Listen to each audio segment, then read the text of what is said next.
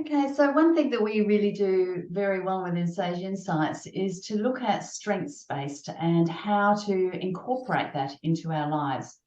And one of the best examples that I have seen, which I'm so delighted has come into our lives, particularly within Sage Insights, but personally within my life, is Ted Lasso. And he manages to switch things really, really quickly into what people are needing rather than what they want. So he can actually see into where that conversation's going. So he looks at life generally. So he believes in himself, just like what we've been talking about. He believes in other people, and he has a philosophy in life that's really, really strong. So I'd like you to think about with your leadership, what's your philosophy? What are you leading in and where are you going as you're listening to this? But basically, he's looking at success not being at wins and losses. It's about helping the young people to be the best version of themselves on and off the field. But if we can do that within ourselves, we're role modeling, but each person will do it their way. So have a look through this clip and see what you see.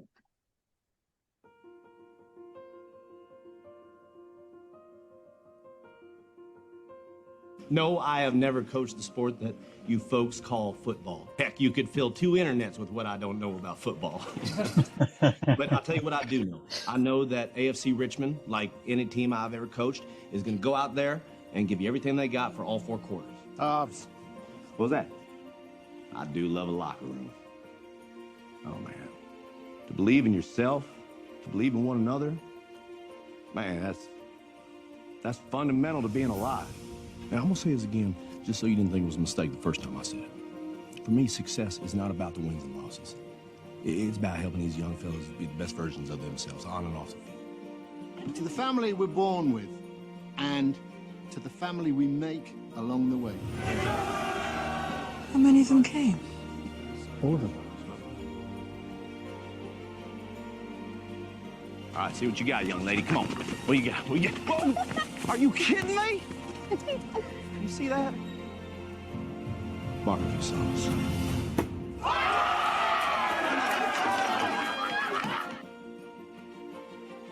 So I've been hearing this phrase y'all got over here that I ain't too crazy about. It's the hope that kills you. I disagree. I think it's the lack of hope that comes and gets you. See, I believe in hope. I believe in belief. Now, where I'm from, we got a saying too. Yep. It's a question, actually. Do you believe in miracles?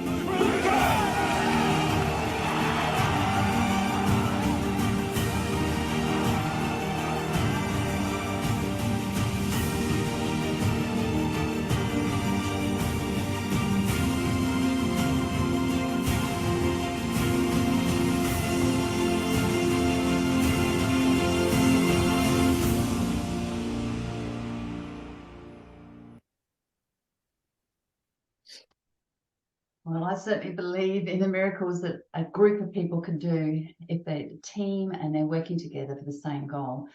And that's what leadership is really about. It's leading from behind, it's leading vulnerably, it's leading with courage, and it's leading with joy so that people feel like they're part of a team. So my philosophy on leadership is to think of life as an opportunity to be able to grow yourself and others so that together you create more. So what's your philosophy, Gavin, if you're looking at leadership or a belief that you have? I reckon we need to get Ted on the team. He's on my team, virtually. Yeah, that's right. He doesn't even realise, but yeah. He will one day. Yeah, that's right. He'll come in person one day. There's so many gems there, isn't there? And all that sounds a little bit hackneyed in a way. It's not in another way, because all those things he's saying is absolutely true. And with the sort of melodramatic music in the background, it can seem a bit off, yeah, whatever. But actually, all those are just incredible gems that he's coming up with, and he's living it. And not only is he believing in them, but actually he's believing in himself. And so I think in some ways that the believing is both the easy and the hard part. By that I mean that it sounds easy, but when things get tough, it can actually be quite hard. But then by the same token, because you've got the belief, is the enabler for you to get through that circumstance. And that belief is kind of, in a sense, the why. Why am I here? And if we've got that why, that belief that this is making a difference, or what I'm doing contributes in some small way to making a difference, then when those hurdles come up, then we're able to either jump over them, under them, or lower the bar, or whatever it might be, get some coaching about how to get over the bar. So I think that belief is certainly fundamental. And there will be times, and there are times, when we even question our own belief. But then something comes along and is like, that's the reason that I'm doing this. And I shared this with Mary and Alera in a conversation we had a little while ago, which I was doing a job over in Timor-Leste with some water supply. And it was really the toughest job I've ever done physically. Like, I had salmonella poisoning because I must have eaten something that didn't agree with me. We had floods, we had landslides, we had earthquakes, a whole range of things. It was very challenging to be able to deliver on that water supply project. But right at the end, just as I was driving up from the site on the last day, it reinforced the reason we were doing it. And that was always our belief that we were doing it to make a difference. And is that there was 2 young children carrying water from a point well away from their home to their home. And now with the water supply pipe in there, they won't have to go and carry the 20 litre, which is 20 kilogram water bottle. They'll be able to turn the tap on. So in that particular instance, 14,000 additional people have access to a reliable and resilient water supply system. And that's what we always kept in the front of our mind, is that why we were doing, the belief that we could do it, but also that kind of stronger purpose about the doing the project, rather than getting caught up in all the challenges we had along the way. So that I still have that image in my mind as I saw them driving out, just knowing that that's the reason that we were doing it. Yes, a picture paints 1,000 words. So just having that imagery of what you've done with your story, and then the difference that you make, why you're doing that. And I think what I like about that clip is it's all about the football, it's the team, it's all about that. It's not about the words, it's actually people moving forward and the action that's needed to create the vision. And so that's why being very, very clear of what it is you're working towards is important, because often it means not being with our family and our children as much as what we really like to, but we're looking at an endpoint of the type of behaviours we would like to instill for them. Anyone else like to share what they believe their leadership is about? Go, Claire. I can go. It's really lovely to see that video, and then when you watch it, it's so much humility, and the self-belief didn't stem from the arrogance, I know it all. It's rather a deep-seated awareness of who we are and what we can contribute in order to achieve the purpose. So that's for me as a leadership quality to have. So for example, like the work that I am in now, we have to develop this proof of concept, and our purpose is to improve that student experience. We don't know what we don't know. We don't know what the outcome is, but the goal is there. We want to improve our student experience. We want to remove all the pain points students are experiencing at our university. For me, the self-belief, having to trust my instincts and my decisions, have enabled me to guide my team with convictions, and even at times of uncertainty, it's also infectious as well. This is sometimes I worry. I think, I have to show that I have so much faith in this project, because the team actually looked up at me as a source of inspiration, knowing that we're going to be okay doing this work.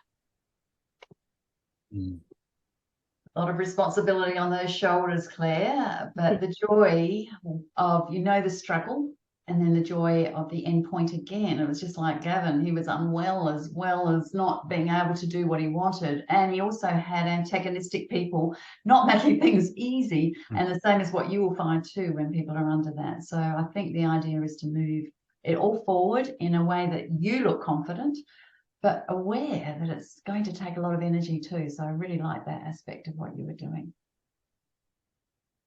Alera, did you pick up on anything of what Gavin and Claire didn't say in those conversations, or anything else that you were thinking to share? Oh, I think you both shared a lot, and I think, you know, Gavin's story is a remarkable one that will always stay with me. And Claire, like, I just know for you, you know, having spent a bit of time with you already, just how much you light up at the idea of helping others succeed. And I think if that's your purpose, you know, you're doing the right thing, because you can see that, you know, you get a lot personally from doing that, and I can only imagine that the people that you're leading are getting just as much from you. And I think for me, it's always been about culture for me. It's always been about an environment. Like, I think back to the workplaces that I worked with that weren't great.